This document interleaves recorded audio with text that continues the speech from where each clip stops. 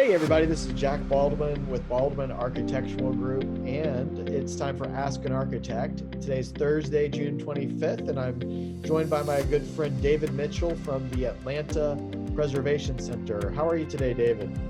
I'm doing real good, Jack. How are you doing? Great. Thanks for joining us for our webinar. So today's topic is renovation and rebuilding. We're going to talk about how that affects historical preservation. To get started, we're actually going to tell a story about a recent project we did in the Atlanta area. Not too long ago, there was a home that was burned down. Fortunately, we were able to save this home. So we'd have a couple of pictures here of this one and another picture. We'll kind of stream through those as we go. But there are definitely some challenges in coming up with ways to preserve the historical integrity of the home and still do something new. So there was some repurposing that was done. I want to show you what the finished product looked like as we get to that. So these are some floor plans and some elevations that we designed for the client to make this look good. And as you can see, this views before and afters, new siding, a new little roof deck up there. That whole area up in the top was reclaimed and turned into some new space. If you go to our Facebook page, we do have a full about 64 photos outside and inside of this building and how beautiful it looked. But that before and after was something we were really proud of. That's the finished product. That really shows off the roof deck, the big porch or wrap around. But we were really proud of this once it was completed from an architectural perspective. We got to do some new and interesting things, but you guys can kind of see that style is got that modern Atlanta style that we were trying to preserve and talk about that. So David, I'll actually rope you in here. What are some of your observations of this home? I think the big thing about this is that you took a building that had suffered something tragic, like you used the word arson, and so I'm going to deflect the fire. You had a fire, the house was damaged, you had a lot of stuff, and typically something like this we looked upon as a loss. What you were able to do and salvage and keep the original floor. It looks like you kept the original floor plan in the sense of the foundation, so forth, and built out, added on to it, and updated it to a point where it was able to facilitate a larger size family, but really keep that footprint, keep that whole concept and that landscape intact for that area. That's a big deal. I know some of the images that you share with us that may be included here too, or some pocket doors or some other things. I mean, really a lot of stuff that stereotypically would have been lost or most people would have just gutted and thrown out. You really went out of your way to keep, which is a big deal. And that's a big part of what this kind of narrative preservation is where you're really looking at something that could have been lost, and you put a lot of extra time in keeping every single element that you could based upon what could be salvaged after the fire. So to segue into APC, David, tell us a little bit about just the mission of APC, what you guys do. We are a 40-year-old organization. We're the oldest preservation organization in the city. Been here since 1979, and we haven't made it 4 decades in this city by being thoughtless. We're constantly doing everything we can to be aware of what people find to be important and really engaging in that through the craft of preservation. Yeah, I mean, and speaking to that home that we showed you a minute ago, that's where an architect gets to have that opportunity to care and to think about what this home should look like. Yes, we can repurpose and do some new things in that home, but how do we do it in a way that shows that care and shows that we're sensitive and respectful to the character of the neighborhood? That's something we really consulted with other people about. We consulted with the local HPC that was advising on that project. But speaking of that, there is an approval and an engagement process for the city of Atlanta. And you might have a unique perspective, David, that you can share with us about that. I know it's a complicated perspective or a complicated process, but share with us a little bit about rebuilding and remodeling in the city of Atlanta and what advice or what role does APC play when there's an engagement or an approval process that we need to go through to get a project? That's kind of like, someone you love coming up to you and say, "How do I look tonight?"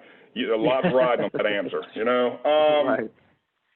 I think the big thing, you have to realize that some neighborhoods require approval from the AUDC, which is, again, the Atlanta Urban Design Commission, and you have to have, a different process there because you may have a landmark district or something of that nature. So it's a little bit more engaging or involved. Some things don't have to go through that same process. Some things, you can kind of do. But certain things, you're not going to have to go through a bunch of work if you want to change out your refrigerator or fix, something that's broken on your front porch. Not remove your front porch, but, something, a spindle's broken, you want to fix it or something like that. These are not that big of a deal. If you start off where you were, you're going to have to go from, if you will, from scratch and kind of start over to certain things, go through the process, make sure that you're really covering all your bases. So when you go through this, what you do is going to be correct and also sensitive and thoughtful to the neighborhood. You want to make sure that, too, you want to make sure that what you're, I guess the thing about it is the city of Atlanta has a process of how you do things, and they have a space where you go down and you make your application to make either an alteration, change, update, whatever the case may be for your home. And I think the big thing is that you have to be prepared to go through a process. I think so often what happens is Longfellow wrote at the end of A Psalm of Life, learn to labor and to wait. You have to do it correctly. And if you're given suggestions of how to change or alterations or things how to improve, you need to not look at them with some sort of frustration, but as, advice of how to make the plans better. And you as an architect are really instrumental in being the conduit between, say, the client, i.e. the homeowner, the home buyer, and the city. You're, as an architect, similar to what you did here with this home on Front Street that you did. I mean, I'm sure we could swap stories over several bottles of alcohol of how many things you had to go through in order to get it to where it was where you could do the things you need to do. So, not to sound evasive, but the thing about it is that, each situation is unique. Each situation is independent, and each home is, an extension of one's identity or one's neighborhood or one's community. And so you have to be very thoughtful of how you do it. Does that make sense? Yeah. Oh, yeah, totally. It is a complicated and complex process for anybody who, wants to get into one of these types of projects or wants to think about working in a historical neighborhood. Your insight about that and the APC having 40 years of involvement in Atlanta helps people to think, I guess not even what to think about, but how to think is kind of what I'm hearing. That's a big part of it is, to really approach, tone. Yeah. Look, you have a burnt home. Obviously, you're going to have to go through a certain process in order to do what you want to do. But before that house, I'm sure you put things in that home, which I'm positive, you put things in that home that were unoriginal, but they made the house more attractive because, people have, bigger families. They have needs and rooms and spaces that did not exist 100 years ago. So, people want to have that in their home. But at the same time, too, because you kept certain elements of the older home and the fact that you really resurrected a space that otherwise would have been, doomed or derelict, you did something that really exemplified stewardship. And that has an element of preservation and an element of community that is particularly unique. And I think as an architect, you really, you excelled at what you were trying to do for the craft of preservation. Right. And really that's a lot of credit to my father, Christopher, who was the lead architect on that project. And he himself has been working about as long in Atlanta as APC has been around since 1980 or so, coming out of Georgia Tech. And so being a native Atlantan, being somebody who's been close to the city for a very long time, it was kind of a no-brainer. It was a good fit for him, who wanted to come in and cares for the city, cares for the neighborhood, somebody who is an individual versus just a firm out there who wants to do some kind of a stamp on, put their own personal stamp on it. This really wasn't an ego project. It was more about the neighborhood and the home. I think that shows. I mean, that shows in the work. And And I'll be honest with you too. I'm not in a certain way burdened by certain traditions, and the fact that you're speaking so fondly of your father, that's preservation, because that's a whole other thing too. I mean, people like that. I like it a lot. I like the fact that you're saying something positive about your father. I like the fact that your father behavior and affection for this craft has obviously rubbed off on you enough. You're in the same profession. You're speaking fondly of this space. It was something you worked on together. I mean, the home then becomes a reflection of far more than simply just fixing something.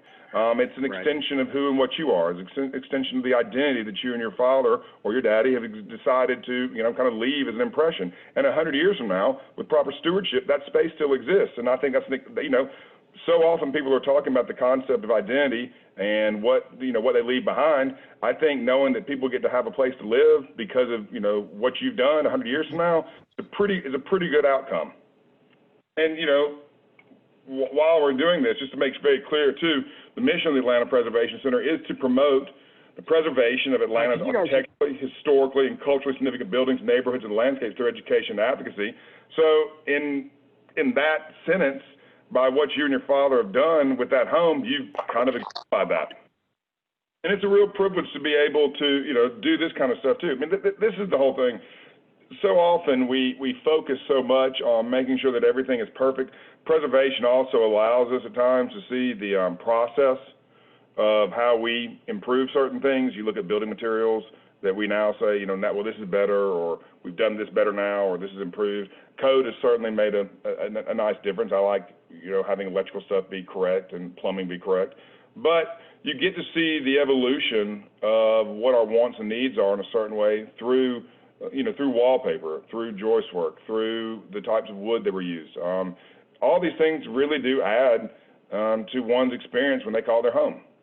Do you have some favorite projects? I want to talk about some fun stuff. How long have you been with APC, by the way? I've been with the APC now just around 2 years as Director of Operations. I served on the board prior and have been a Grant Park resident for 13 years. Okay. And so you've been around Atlanta for a long time. I grew up in Rome, Georgia. And I went to the School of the Art Institute of Chicago, and my degree is in traditional and historical photography. My minor is in cultural and social anthropology. I spent a couple years abroad and was very fortunate. I have been married to the same person for over 23 years, and she is very thoughtful, and I am very grateful for her. We have a 14-year-old son, and the biggest thing about this is that so much of this work is designed with preservation to make sure that the things that, give me a sense of purpose and identity, I'm able to continue so my child can feel that as well, and it gives a real sense of purpose. We can talk about something besides me. I'm not that interesting. Yeah, that gives us good context. That's a big, we love hearing people's personal stories, and it also gives us some context for your perspective. So over the last 2 years at APC, have you had some favorite projects or some favorite involvements that you've been a part of? I think the thing that I've enjoyed the most is getting to go to spaces, meet people, and actually see what matters. Using social media as a tool and, really honing in on our craft. We have been able to, I'm very fortunate to work with a guy named Ian Michael Rogers, who's instrumental in a lot of stuff and really helpful. And having someone younger than yourself bring you up to speed, if you will, on how the craft of communication has also altered has been really great. So I would say, for example, eating at a restaurant and being conscious of the architecture, like, for example, going from the Silver Skillet to the Colonnade. Going from Midtown to downtown, going from the West End to Virginia Highlands, going from Grant Park to Buckhead. I mean, those kind of things, being able to do that and be in the space is pretty neat. And, each one has its own feel and vibe. That's a big deal. I would say of all the, if you had to put like a thumb to my forehead or something like that, I've really particularly gotten a real big kick out of the Madam C.J. Walker Museum, Word Radio Station. off Hilliard, off Auburn Avenue, and not for any other reason than because some of the things, Reese DeForest and Son Biondi do a remarkable job, but Burton's Barbershop is adjacent, is the Prince Mason building, and right behind there is Mr. Johnson, who is 78 years old, who I'm privileged to have cut my hair. He used to cut Muhammad Ali's hair, and so I've gotten to really be exposed to a big level of stuff that you would never learn in a traditional academic setting by being in the space, having someone hold your head with scissors next to your ears, telling you about, where this person was at that point in time, who was a good tipper, who was a bad tipper. That kind of stuff gives you a whole other kind of insight into not only the role of preservation, but really a city's identity. Cool. And I saw some pictures of you. I think it might have been Westview Cemetery that you shared some photos with us of you wandering around. I don't know if that was Oakland, which is one of my favorites. That is actually Middle Georgia. So that is not Atlanta, and that's Franklin, Tennessee, and then Jones County. But that's fine because those are the only pictures I could find of myself. So you're very thoughtful to even put them up there. The thing about Westview Cemetery is, Westview is, to me, one of really the most unique spaces in Atlanta that we don't talk about enough, simply because you can really, from 1884 to the present, because it's an active cemetery, it's a private cemetery, so, you could go out there for a walk and all of a sudden walk up on someone, being buried or having a funeral. It really encompasses so much of the Atlanta story. You kind of have a who's who out there. And culminating, I think, I think the largest funeral they had of note recently would be Rhea Pell of Rhea's Bluebird. And the fact that you have something so uniquely Atlanta, in Atlanta, that's filled with Atlanta, is about as Atlanta as it gets. Yeah, right. And speaking of some famous Atlanta landmarks, one of my favorite places to go to when I was, especially in high school, was the Masquerade. Some of my favorite bands in the 90s. Yeah, I used to go down there, stay as late as I could, late at night, and you go from heaven to hell and purgatory. And Core Realty has been doing a great job of it. And now it's the Excelsior Mill, then became what is now known as the Masquerade. And now what they're doing with it, they're doing a remarkable work. And, they had a problem with the wall. They're fixing the wall. They're doing this stuff. I mean, this is the thing, too. That really exemplifies so much of the complexity and challenge of preservation. Things happen. You have to respond. And people that really rise to the occasion and become, real examples of stewards, that really is heartening, particularly in the preservation community, because so often it's much easier to just tear down and rebuild than it is to go through the process of doing something correctly and thoughtful. But when people do that, it really sets a tone and a standard for a space and for what's around it to be a little bit better. And I think, that's a big part of it. I will digress to your point of the 90s. Some of the best shows in Atlanta were at the Masquerade. And, there was a whole air of shows and so forth. And, I would be remiss if I did not say that, I got to see the Ramones there on more than one occasion. Oh, wow. Yeah. Pylon, I saw Firehouse, I saw the Throwing Muses, a number of different acts, and a lot of little weirdo shows and things like that. Paul Westerberg, these kind of things. I mean, really neat things. But I will say this, there's nothing like going as a 16-year-old to get a glass of water, and there's, Joey Ramone next to you saying, "You got more ice than me." That's kind of that kind of stuff adds a whole other layer to what a building is.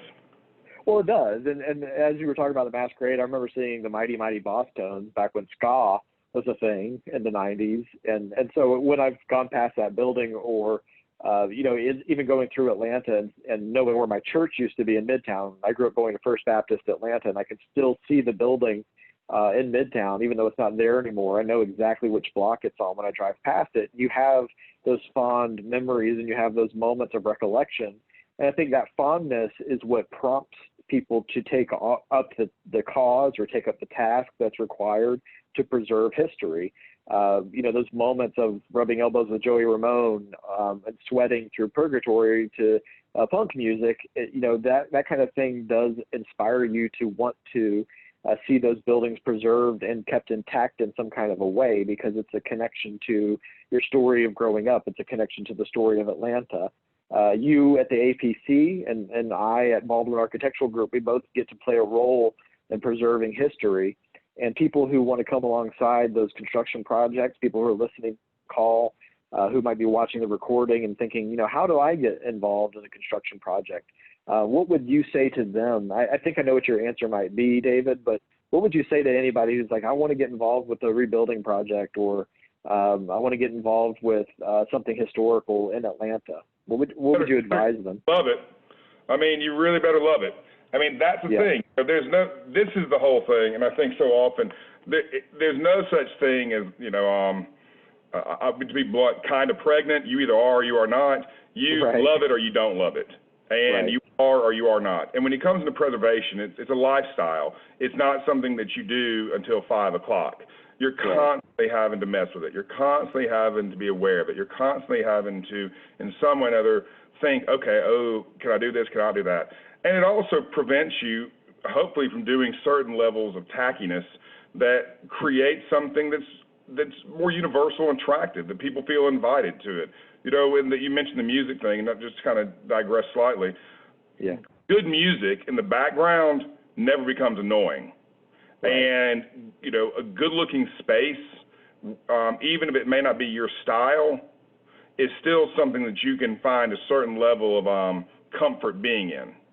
And I think that's a big part of it. And how you treat that space really will set a tone of who and what you are, because so often being someone, I'm old enough now, I'm pre-internet by birth, and so it used to be, using music as well again, used to be when you would go into someone's space, you would see what kind of music through records or CDs or tapes that were on the wall, what kind of books, so you get a kind of a feel for who these people were or what they were kind of like.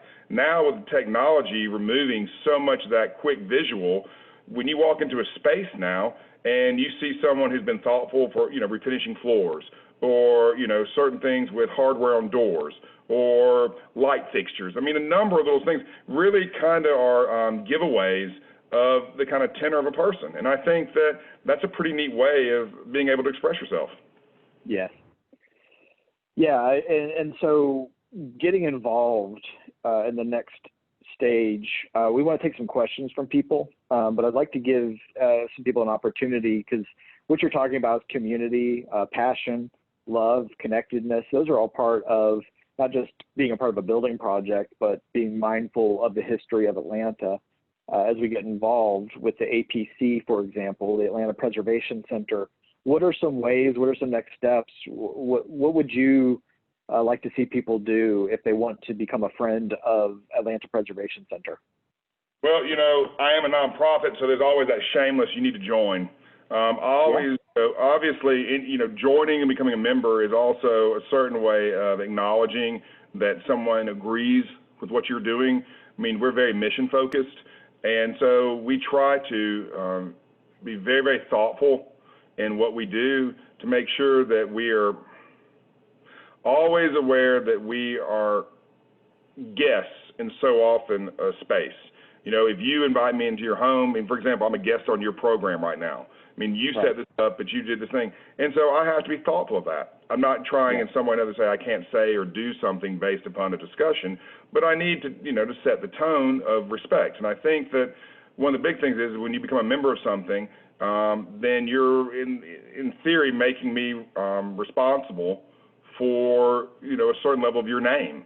And I want to make sure that if your name is associated with an organization, particularly the one that I'm involved with, that you're not ever going to have to be, you know, frustrated by that. And so doing that gives people a certain level of possession, engagement, and participation.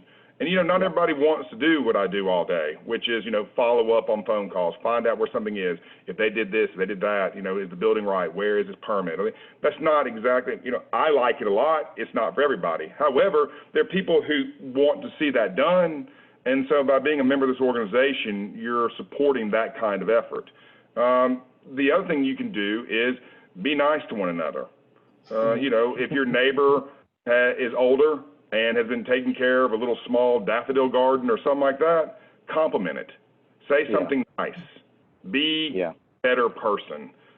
Preservation is not simply just this concept of keeping something old around to tell a story. Preservation is also the point of keeping something around to make sure we don't forget how to improve or how to change or how to think. I mean, it's a much more complex mental game, and it's really wonderful for me because it every day provides some new challenge, and that's a real fortunate thing to be challenged every day to try to be better. Yeah, I hear you talking about care. I mean, the difference between keeping something around just because we have, we don't want to let go of it is totally different than caring for it. Just kind of hanging on to something historically or a possession or whatever, that's not necessarily stewardship. So whether you're an architect, whether you're a construction general contractor, engineer, whatever, we still take that same approach of care and respect. Rather than just keeping something just because for some arbitrary reason. So that's a great answer. Yeah, and it gets into some murky territory too because, you've got to be thoughtful. I mean, obviously, a parking deck that's, 100 years old, and I'm just being facetious, but, it's a challenging thing to kind of, make a case for.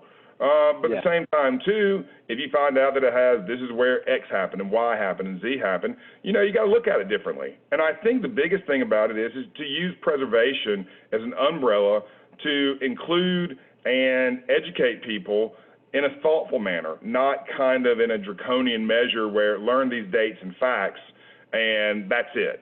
You have to realize that this is where somebody who, by some weird accident, you discovered a book of receipts, and you realize this is where one person parked for 30 years in the same space because he or she worked at that, building right near it.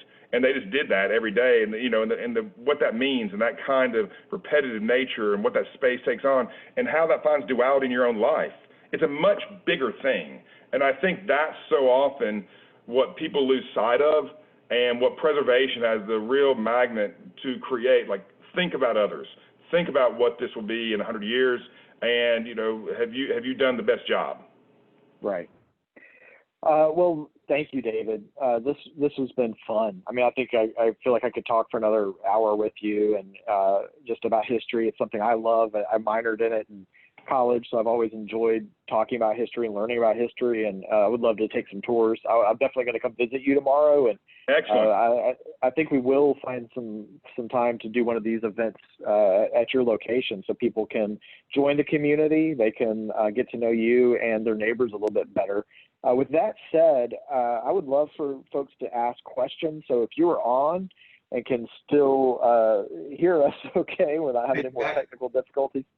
Could you there's some questions asked on the chat button. I don't know if you get those or not, but maybe.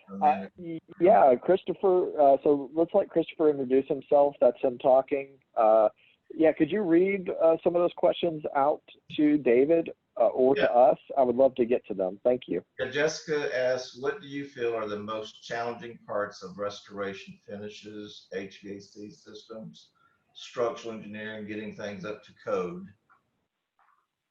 And that must be Jessica from GeoHydro Engineers. Jessica's a good friend of ours who's worked on some projects with us. So Jessica from GeoHydro, thank you for the question. David. Yeah, I think that some of the hardest stuff to do is to make sure that, I'll use this, ADA compliancy. Obviously, when a home was built 200 years ago, ADA compliancy wasn't a part of the framework of this thing. But now we have to be thoughtful of that. Where do you put it? How do you put it? How do you make it thoughtful? Landmark Preservation, we did a thing with them recently, showed how they did a whole HVAC unit in the attic and put it through chimneys through an older home, so that way it didn't disturb anything. You need to be creative. You need to be thoughtful, and you need to be really aware of that. I mean, that's really the biggest challenge is you think about it in these homes from the 20s and 30s when all of a sudden you see like a lead pipe just sticking through the floor because they had to run heat or water. I'm glad we've improved since then. That's a great question. Thanks for the answer, David. Christopher, do you have another question for us? Yes, we have another question from Jericho. How do we follow the Atlanta Preservation Center or join it? What reuse projects should we be looking out for in the Atlanta Preservation now or the near future? Well, that's another fabulous question, whatever it is. And what I'll do is, if I'm going to make the assumption that Jack can reach out to all of you in some way or another. If not, Yeah. if you can reach out to everybody and then just send them what's at the bottom of my name, which has our Twitter, Facebook, and Instagram handles, and start following us that way and see what we're doing. I mean, for example, we did a post today on the mattress factory loss that Braden Feldman owns on MLK. And, while doing some of the research, one of the things that we found out is that MLK worked there for 2 weeks. I mean, these are just little weird things. The machine that used to put feathers into mattresses, all that equipment is still sitting on the roof.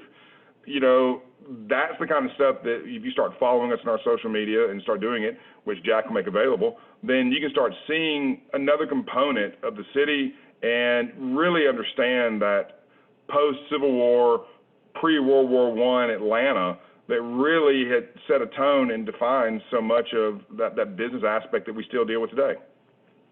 Yeah, I think your handle on Instagram is at Preserve Atlanta. Is that right? That is correct. Okay, so at Preserve Atlanta would be a great way to follow both Twitter and Instagram, but also to join, go to their website, and that's AtlantaPreservationCenter.com. That's correct. Okay.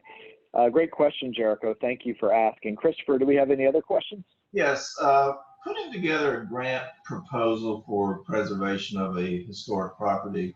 What's the process for doing that primarily, David? So the grant grant writing. Trying to get, like a tax credit or something like that? Yeah, to get the restoration, like a lot of these buildings get sitting vacant forever and they are in a need of repairs and all this kind of stuff. And one of the buildings we actually looked into recently is one in Brunswick, Georgia. It was built in 1900. And it's considered historic. It's got to be preserved. It's got to be restored and everything, but it's been sitting vacant for 12 years. Well, the first thing you want to do is have an architectural review of the whole thing, but you want to go ahead and reach out to your local partnerships there. Because Brunswick, Georgia, I'm sure has some sort of historical group, a historical society, or preservation organization. There's somebody there that cares about that building. And getting involved with them, seeing what they've done, and having that partnership is key. Because, I don't mean to use a vampire methodology, but you have to be invited in to a certain level. And once you have that, just because you own it, you can do kind of what you want with it. But if you want to start getting that kind of community support, which is key, for the reactivation, because once you restore the building, whatever it is, you obviously want to have an economic return. And if you've been a partner with the community, that really sets the tone. So that's kind of a long way of answering how to get the grant. The big thing you're going to have to do is you're going to get some people involved. You're going to have to get somebody that's listed so you can be eligible for the tax credits. But then you're going to potentially look at a long-term thing, which would then lead into easements and other things of that nature. But the big thing is the key thing is to reach out to your local partnerships down there in Brunswick, see who's doing what, and, double up with them. So when you do this effort, you've already included yourself and engrossed yourself into the community. So that way you're going to get a return on the investment. And then in the process, learn a lot about it and eligible to get those tax credits. That's a great answer. That's good. Thank you for taking the time on those. Christopher, we got some other, those are great questions. You got any more? I think it just says, Jessica said, thank you. Okay. Anybody else want to unmute themselves? We definitely want your links to everything, David. That'd be fantastic to go research everything. Yeah, and I mean, besides, you got Brunswick stew down there. Yeah, Yes. exactly. And you're not going to go hungry. That's worth the trip to me. That's definitely worth the trip. Did anybody want to unmute? I also want to point out something real quick, Jack. At the very beginning of this, you said you put a pool table in the top of the building that you restored. If you're going to try to have a family move in there, you need to say billiard. Billiard, yes. I like saying pool. Pool hall doesn't exactly say family friendly. Billiard. No, it doesn't. one come all.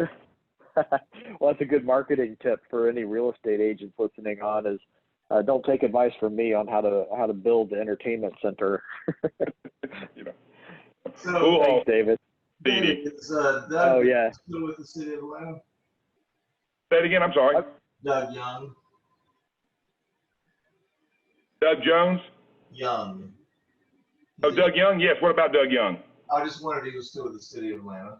Doug Young is still the city of Atlanta. I spoke to Doug Young yesterday, and one of the things I would love to encourage people to do is also start looking at their neighborhoods for potential things they could think about landmarking. And I would really love if maybe what we could do is at a future date, get back with Baldwin Architectural, get Doug involved, and give kind of a cross situation like this again and include Doug and get him to explain how landmarking works and what that means and how that can really serve as a long-term protection and preservation effort for communities and neighborhoods in the city of Atlanta.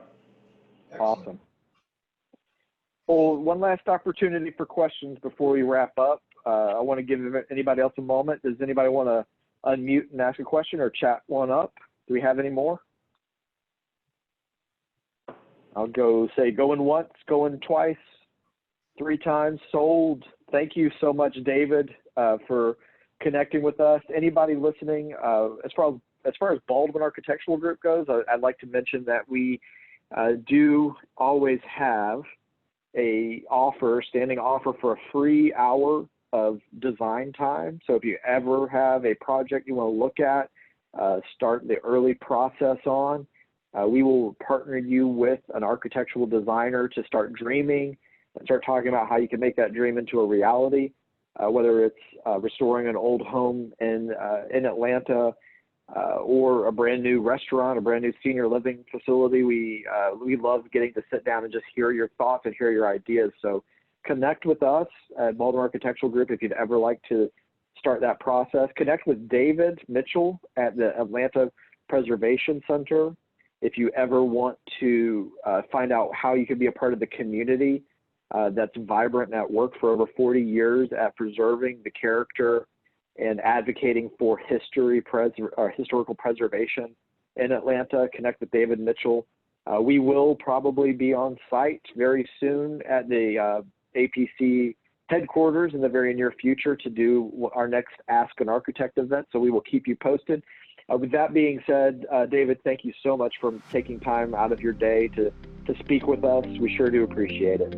Jack, I appreciate it immensely. And everyone, I really appreciate everyone taking time today to have this kind of conversation. We need to all be focusing on what we can do to be positive with all the challenges we're facing. It means a lot, and I appreciate this opportunity very much, Jack. Absolutely. Thank you, David, and thank you everybody who joined Ask an Architect. We'll see you next time.